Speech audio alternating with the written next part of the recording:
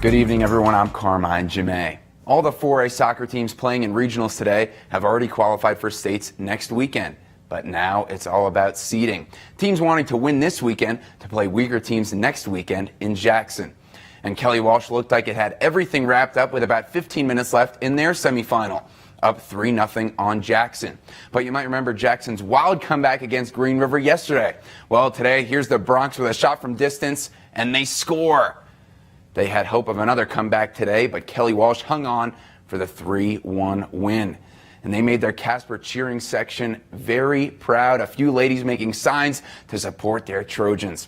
Kelly Walsh got 2 goals from its all-time leading scorer, Nicole Klungnes, and they're on to the regional final.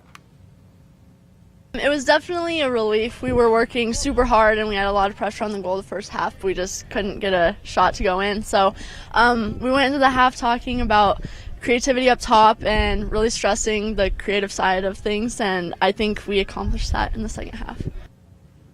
And in the later game, Rock Springs all smiles as the #1 seed taking on Star Valley. The Tigers were 16-0 coming into today. And you're seeing a few close misses by Rock Springs, but that was a rarity. They put up 8 goals today and had a shutout against the Braves. They now advance to play Kelly Walsh for the regional championship, and the Kelly girls are the only team that's even scored on them this season. Here's both of our coaches on that matchup. You know, Kelly Walsh scares me. They're a good team.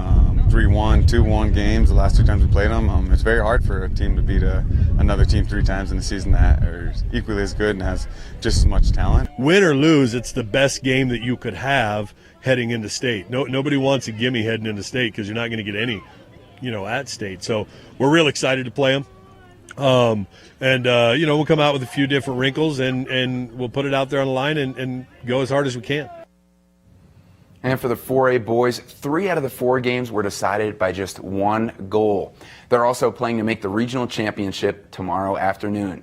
Green River coach Chris Bieber sweating it out with just 1 goal as a lead against #1 Kelly Walsh late in the second half, and that's because of chances like this. Cian Reeling has a shot from distance. It hits off the crossbar, may have gone in, and Tyler Killett with the great goalkeeping there to preserve the 1-goal lead. The Kelly Walsh bench cannot believe it.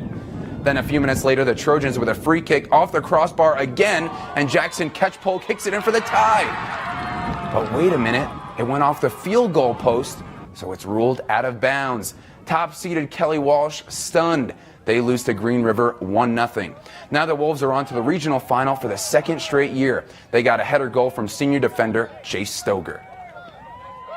They did really well. They pressured the ball well. They pushed our defense to every extent that they could possibly push. But it was great to hear that buzzer and have that win. That was our first close game since we have switched up the formations, and it's good to have games like that, especially going into the state tournament, because it's just good experience all the way until the end.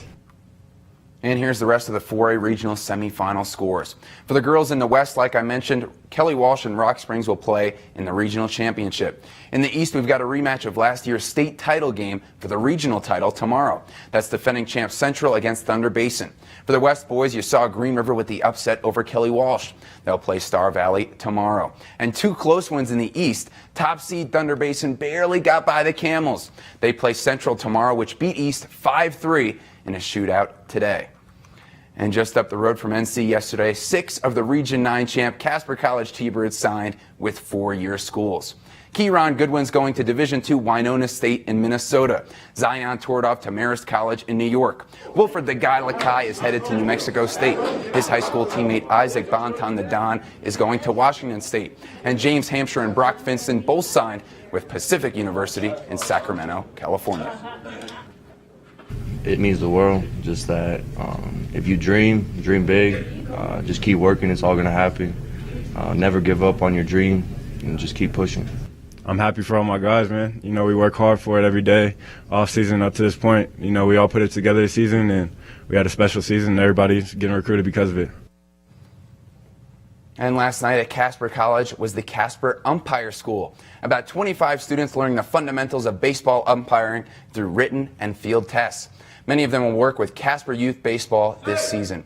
The students are required to take the course for 3 years, even after working as umpires.